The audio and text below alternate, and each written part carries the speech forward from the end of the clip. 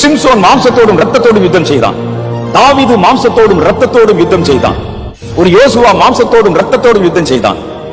ஆனால் உங்களுக்கு ஒரு பெரிய போராட்டம் இருக்குது. உங்க மேல ஒரு யுத்த அபிஷேகம் வரப்போகுது.